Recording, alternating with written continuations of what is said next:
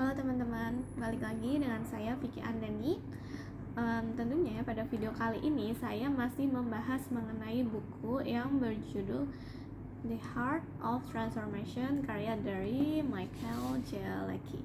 Nah, sebelumnya saya sudah membahas mengenai beberapa poin seperti mengeksplorasi sebelum mengeksekusi atau exploring before executing, kemudian belajar sebelum mengetahui atau learning before knowing, and then berubah sebelum melindungi atau changing before protecting, dan menemukan jalan sebelum mengikuti jalan atau pathfinding before path knowing. Nah, pada kesempatan kali ini saya akan membahas 2 poin terakhir dari buku ini, yaitu inovasi sebelum mereplikasi atau innovating before replicating, dan memanusiakan sebelum mengatur atau humanizing before organizing. Oke, baik, langsung saja kita akan membahas mengenai poin inovasi sebelum mereplikasi atau innovating before replicating. Nah, setiap bisnis terlihat ingin menjadi pemimpin dari segi inovasi, namun sebenarnya sebagian besar perusahaan tidak mencoba untuk berinovasi sama sekali. Hampir seluruh bisnis hanya berfokus dalam hal mereplikasi atau replicating dan memproduksi secara massal atau scaling apa-apa yang sudah terbukti bekerja. Nah, menurut dari penulis ini sendiri, obsesi terhadap replicating dan scaling ini bagaikan pedang bermata dua. Biasanya strategi ini dapat berjalan untuk sementara, kemudian secara tiba-tiba bisnis terjebak dalam cara mereplikasi sebuah rencana bisnis yang tak lagi mendatangkan keuntungan. Jadi, bagaimana caranya agar perusahaan dapat mengedepankan inovasi sebelum mereplikasi? Nah, dengan belajar dari kesalahan dan memainkan strategi jangka panjang atau playing the long game, mari kita amati saja kasus dari Amazon. Sebelum membawanya menjadi sebuah perusahaan publik, Jeff Bezos memaparkan rencananya bahwa perusahaan akan mengalami kerugian setidaknya selama 5 tahun pertama. Dia berpendapat bahwa perusahaan perlu mendapatkan pangsa pasar dan mencari tahu apa yang pelanggan benar-benar inginkan. Melalui banyak percobaan dan kegagalan, Amazon menjadi benar-benar tahu apa yang pelanggan inginkan. Setelah membuahkan hasil, para pemegang saham mulai menuai hasil dari investasi mereka yang berorientasi jangka panjang. Ya, tidak semua perusahaan bisa seperti Amazon, akan tetapi belajar dari kegagalan dan mengadopsi strategi jangka panjang merupakan prinsip dasar dari inovasi yang sebenarnya.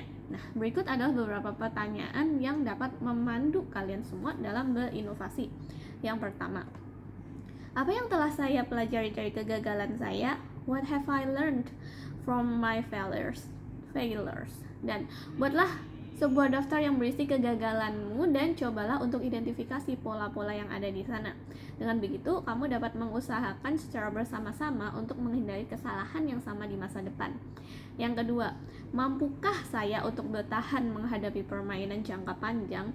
Can I stomach the long game? Nah, sulit untuk mengadopsi strategi jangka panjang, terutama dengan adanya dorongan atau motif untuk melihat sesuatu dengan lensa jangka pendek dari cara pemegang saham. Nah, pertanyaan ini akan membantumu untuk melihat biaya-biaya yang akan muncul dalam permainan jangka panjang, sehingga kamu dapat membuat penilaian apakah kamu mampu untuk membayar biaya-biaya tersebut. Oke, ketiga, apa saja biaya yang timbul dari mereplikasi kesuksesan organisasi yang terjadi di masa lampau? Nah, it's kind of like what's the cost of replicating our success? Nah, pertanyaan ini mencoba membahas tentang biaya peluang dari replikasi, opportunity cost of replication. Nah, ketika kamu menyarankan anggota tim untuk mereplikasi sebuah strategi, pada dasarnya kamu sedang memberitahu mereka untuk tidak bersusah payah mencari ide yang lebih baik lagi. Di sisi lain, dengan hanya mereplikasi, kamu telah melewatkan untuk mendapatkan hasil yang lebih optimal dengan sumber daya yang ada. Keempat, bagaimana caranya agar saya dapat berhenti menjadi pusat dari dunia? How can I stop being the center of the world? Nah, melihat permasalahan dari sudut pandang orang lain itu sulit, namun ini adalah hal yang penting dan bermanfaat bagi kemajuan organisasi. Kelima, bagaimana caranya untuk mendisrupsi diri saya sendiri? How would I disrupt me? Dari sudut pandang kompetitor, mungkin kamu dan organisasimu dinilai lemah atau rawan tumbang. Maka dari itu, Penulis buku ini juga menyarankan agar kamu dapat mengidentifikasi kekuatan dan kelemahan dari dirimu serta organisasimu sebelum kompetitor sadar akan hal itu. Oke, baik, jadi dalam video kali ini saya rasa tidak cukup. Tadinya I expect this would be the last video of this book, but it turns out bahasanya cukup panjang. Jadi untuk poin terkait dengan memanusiakan sebelum mengatur atau humanizing before organizing akan saya bahas di video selanjutnya. Okay, thank you, that's all for me, so see you on the next video. Bye bye, have a good day everyone.